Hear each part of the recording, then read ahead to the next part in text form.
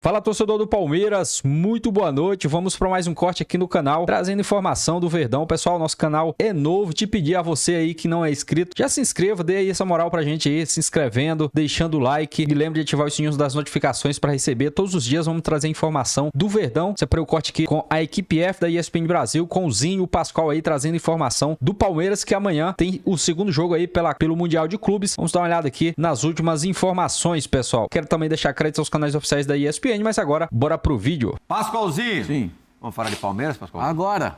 Al-Ahly é perigoso, hein? Vamos voltar para New Jersey. Roberta Barroso e Gustavo Zupac estão ali em frente ao estádio, ao MetLife, estádio gigantesco, onde o Palmeiras enfrentou o Porto na A gente teve lá no jogo da seleção brasileira. Eu tive uma vez no jogo da seleção brasileira contra, não sei se foi Equador. Não, foi o Brasil, eu fiz Brasil e Argentina. Fiz um Brasil e Equador, acho que foi 1-0, gol do William Foguetinho. Eu acho que foi isso. Também teve isso. Mas esse jogo do Brasil e Argentina parece que o Messi acabou com o jogo. Ah, é? Ah, foi isso mesmo. Um Brasil meio mescladão. O Bruno Vini jogou na zaga. Isso, era a seleção que estava se preparando para a Olimpíada. Aquele Juan que fez carreira na Itália, ainda está na Itália, né? Jogou na Inter, jogou na Roma. Juan Jesus. Lá no Napoli. Roberta Barroso, Gustavo Zupac, Abel Ferreira, já falou por aí? Boa tarde, dupla! Tudo bem, Plihal? Beijo pra você, amigo Zupac, aqui Tudo bem, Beta? ao meu lado, fã de esporte. Sim, Abel Ferreira acabou de falar com a imprensa. A entrevista coletiva foi agora há pouquinho mesmo. Isso já era para ter terminado bem antes, né, Zupac? Mas o Palmeiras teve um problema no voo, atrasou 1h30 e só depois eles conseguiram chegar por aqui. Isso por conta do mau tempo na parte da manhã e aí o tráfego aéreo ficou ali muito cheio e por isso o Palmeiras chegou mais tarde. Inclusive, a zona mista nem aconteceria, mas tem essa obrigatoriedade da FIFA. E aí o Palmeiras colocou 3 garotos, então, para conversar com a imprensa, o Thales, o Benedetti e o Luigi. Aí eles falaram sobre esse tempo de espera também, acabaram ali conversando com a imprensa, falando também o quanto eles estão aproveitando esse Mundial. O Benedetti, inclusive, quer tirar uma foto com o Messi e é isso que a gente pôde falar com os garotos. E aí depois dessa entrevista do Abel Ferreira e a grande expectativa para esse jogo de amanhã contra o Al-Ahly. Um ponto, Paulinho não será titular. O Abel Ferreira foi perguntado sobre isso, lembrando que no último jogo, quando os reservas entraram, o Palmeiras até melhorou na partida, só que o Paulinho vem naquele processo de controle de carga e hoje o Abel falou pra gente que só pode utilizar o Paulinho por 30 minutos. Então, claro, deixando essa questão que o Paulinho vai entrar só no decorrer da partida. Quanto ao time, ele disse, eu não sou burro, né? Quando ele foi perguntado sobre isso. Né? Não vou revelar. Mas disse que sempre muda os times. A gente até vinha conversando sobre isso, né, Zupac? Que nem sempre ele repete, depende do adversário. Enfim, a gente fica na expectativa. Vamos então acompanhar o que o Abel falou. Isso porque também ele já enfrentou o Al-Ahly em 2 oportunidades, em 2 mundiais. O primeiro empate, aí depois derrota nos pênaltis do Palmeiras e no segundo vitória do Palmeiras, o Palmeiras na final. Então o Abel falou sobre isso e também sobre Vitor Roque. Zupac fez uma pergunta sobre o atacante. O Abel chega agora, então, para falar com a gente. Somos velhos conhecidos. O vosso guarda-redes e o vosso lateral direito, por exemplo, ainda são os mesmos. Temos o máximo respeito. Acho que é uma equipa extremamente bem treinada, bem organizada. Tem bons timings de contra-ataque. Tem um centroavante alto, rápido, que ataca muito bem a profundidade. Mas estamos preparados. Amanhã é um desafio novo, é uma história nova, um jogo novo, num grupo extremamente equilibrado onde tudo pode acontecer. Como te disse, estamos à espera de um grande desafio, de um grande jogo, saber lidar não só com o nosso adversário, mas também com as condições climatéricas para poder chegar ao final com um resultado positivo que para nós passa por vencer o jogo. Ele é um jogador mais da profundidade. Quando jogamos com uma equipa como foi o Porto nos últimos 15 minutos, que se fecha em cima da área, o espaço nas costas, não há tanto espaço nas costas. A altura e o jogo aéreo não é o forte dele, nós sabemos qual é o forte dele. É um jogador jovem que precisa disto, precisa de jogar, precisa que um clube como o Palmeiras, que o foi buscar, que lhes abriu as portas e que acredita nele. E sobre o Vitor Roque, acho que aí tem uma questão muito clara do que o Abel pretende para o jogo de amanhã. Se o Vitor Roque vai jogar ou se vai jogar o Flaco Lopes. E o Abel deixou na letra aí, no começo da resposta sobre o Vitor Roque, que ele é um jogador de profundidade, que quando o jogo contra o Porto virou um jogo mais de ataque contra a defesa, que ele tirou o Vitor Roque. Se o Abel entende que o Al-Ahly vai sair para o jogo e vai oferecer espaço em profundidade, ele deve continuar com o Vitor Roque. Agora, se o Abel entende que o Al-Ahly vai ficar mais atrás e o Palmeiras tomar a iniciativa, a gente pode acreditar que amanhã o Vitor Roque no banco e o Flaco Lopes vai jogar. Mesmo o Al-Ahly sendo um time de posse de bola que vai tentar jogar, a impressão que eu tenho é que o Palmeiras vai tentar empurrar o time egípcio para trás. Então assim, eu tô na expectativa de amanhã o Flaco ser titular e o Vitor Roque ser reserva e essa ser uma das principais mudanças na equipe do Palmeiras. Tô de olho também no Facundo no lugar do Maurício pela ideia de jogo, mas é um jogo, e o Abel deixou claro sobre a questão de aproveitar finalizações, né, como não aproveitou contra a equipe do Porto.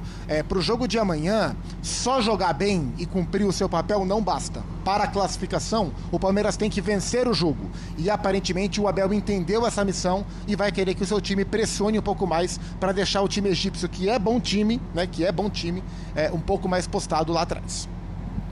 Muito obrigado, Gustavo Zupac, Roberta Barroso. Bom trabalho para vocês por aí. Oswaldo Pascoal já falou um pouquinho hoje, no princípio do programa, a respeito das dificuldades que o Al-Ahly pode provocar, pode causar algum tipo de dano ao Palmeiras amanhã. Times que se enfrentaram em 2 mundiais recentes e há um certo equilíbrio, uma classificação, né? Foi 3º e 4º lugar, né? Vencido nos pênaltis pelo Al-Ahly e no outro Mundial, vitória do Palmeiras. Então, eu acho que eu penso como o Zupac.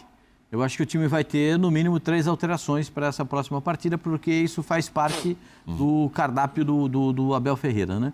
Ele muda de acordo com aquilo que ele vê do adversário.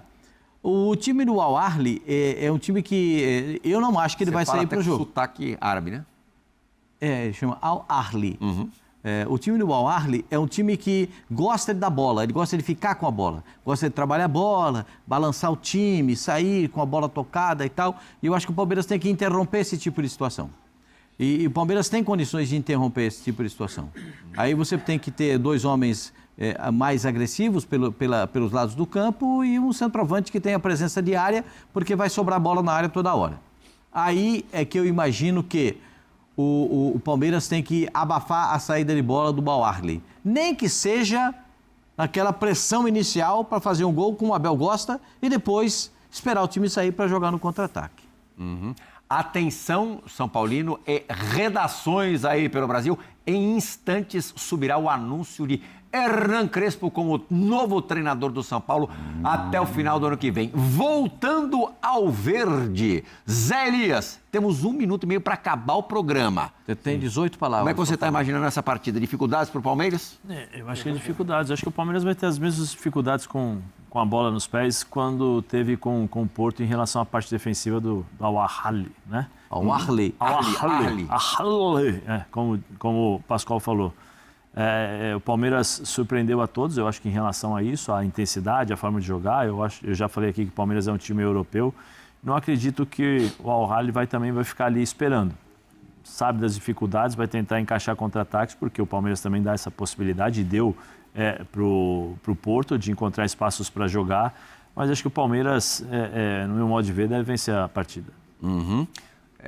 Já temos no site oficial do São Paulo a confirmação por Hernan Crespo. Quanto tempo de programa ainda, Fabrício? 1 minutinho? Super sucintozinho o teu palpitezinho para Palmeiras e Al-Ahly. Jogo traiçoeiro.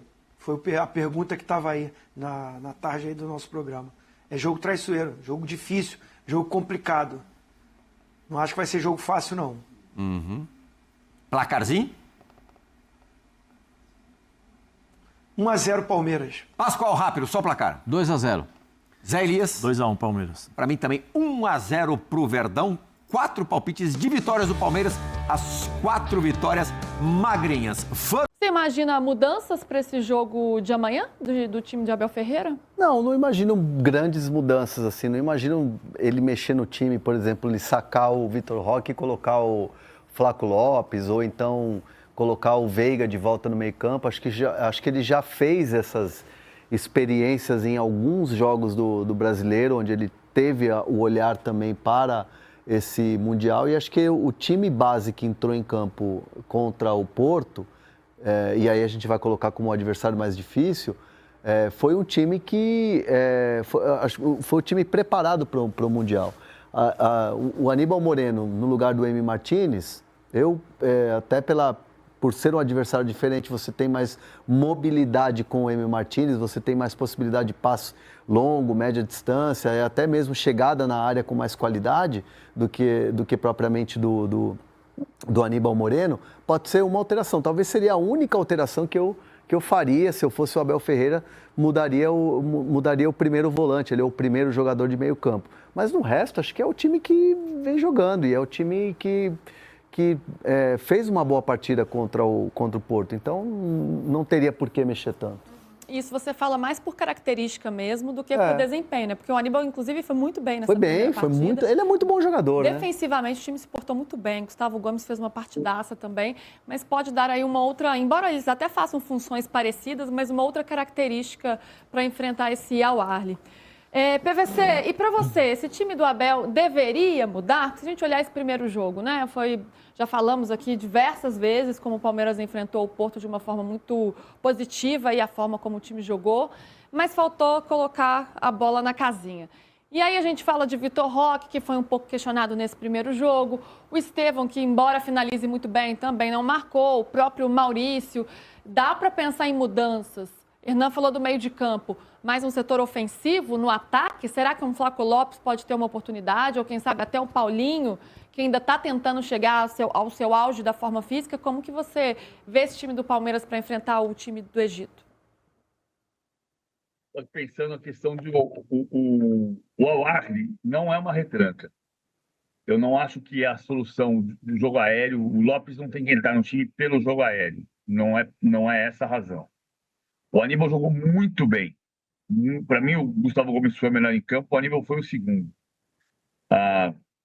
Se você pensa que está faltando gol e que o Lopes é um dos goleadores do Palmeiras na temporada, o Lopes é um cara que pode entrar no time.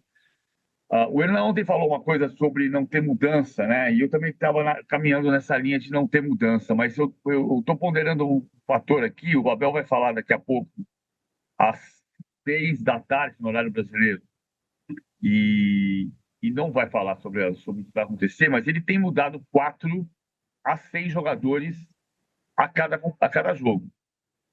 Acho que não é o caso de mudar 6, 5, não é o caso. Porque é a mesma competição e ele precisa dar rodagem. Precisa montar um time, ter um time estruturado, com conhecimento, com entrosamento. Mas, 3 mudanças pode ser, porque tem sido a lógica de descansar, de rodar, e ele está orgulhoso de rodar o elenco e manter o mesmo nível técnico e tático. Vai ter que mudar alguma coisa na estratégia na parte da frente, porque o time estava muito ansioso, errando passe demais na frente, e se errar passe na frente, o Al Ahly vai ameaçar em contragolpe. O Al Ahly que teve chances de vencer o Inter Miami, né? Acabou ficando no empate, foi 0-0 também. Aliás, ninguém nesse grupo ainda marcou gols, mas foi um jogo equilibrado ali que o Al Ahly teve chances de vencer. Então, PVC, imagine mudanças e tem uma questão da temperatura também, né, PVC? Primeiro do gramado, né, que os palmeirenses, tanto os jogadores quanto o Abel, criticaram o gramado na estreia. Foi um gramado que foi mudado, modificado ali, ele passou do piso sintético para a grama natural em função das exigências da FIFA, mas os jogadores não gostaram muito do gramado, não. Então, vamos ver como é que eles vão rearrumar esse gramado para esse segundo jogo. E o calor, porque os termômetros, eles prometem aí acima dos 30 graus, não que seja uma questão, né, para quem joga no Brasil, porque aqui a gente também joga debaixo de um solzão danado, ali, especialmente ali Campeonato Paulista, no interior, palmeirense, e o Palmeiras já está acostumado com isso, mas é apontado como um fator também. Será que esse desgaste pode fazer o Abel mexer um pouco, Hernan? Não, acho que a temperatura não vai influenciar muito, né? Mesmo porque também ele está treinando numa Já temperatura está um que tempo se adaptando por lá, né? e tem chuva, tem chuvarada, tem calor, tem tudo, né? Não entendo que a mudança faça com que ele mexa no time por isso, ou o clima faça ele mexer no time. É muito mais a questão da estratégia do adversário mesmo. O Porto é o melhor time, né, a ser enfrentado, de enfrentamento nesse grupo. E tem aquela coisa da ansiedade da estreia. De fato, os jogadores da frente, a bola deu uma queimada, assim, você vê que faltou tranquilidade na hora de finalizar.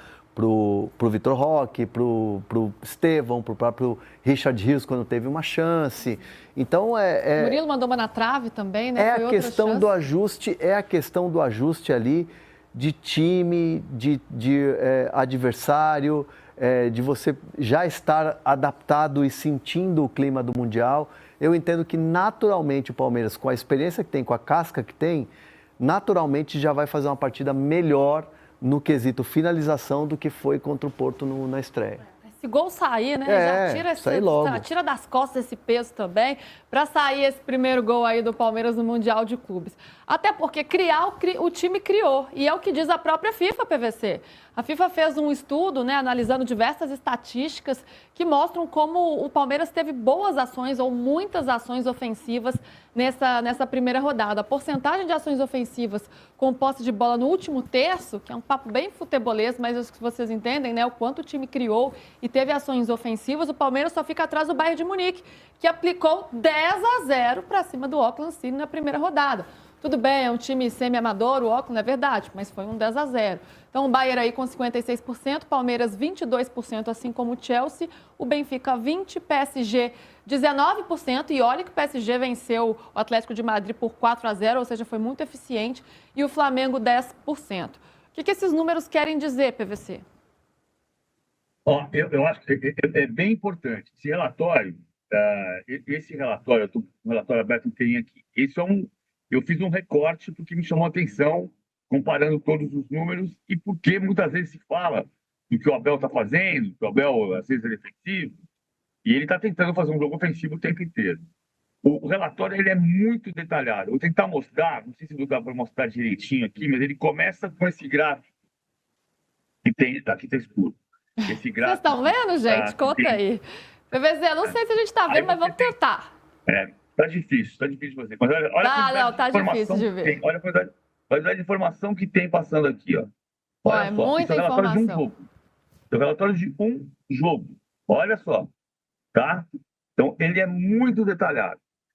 Ele começa com informações que são absolutamente convencionais, como a gente tem visto, gols, tentativas de gol no alvo, total de passes completos, e ele vem descendo para questões que são diferentes, né? Fases do jogo, com posse de bola, é aí que tem esse dado. Quando o Palmeiras tem a posse de bola, ele cria 22% das suas jogadas com posse de bola no último terço do campo. E aí você pega, a gente viu pelo número, do Flamengo que jogou bem, com 12%, do Benfica, com o Chelsea só tem 22%, todos 20% para baixo. Então, me pareceu muito relevante só o Bayern estar na frente disso, nesse critério.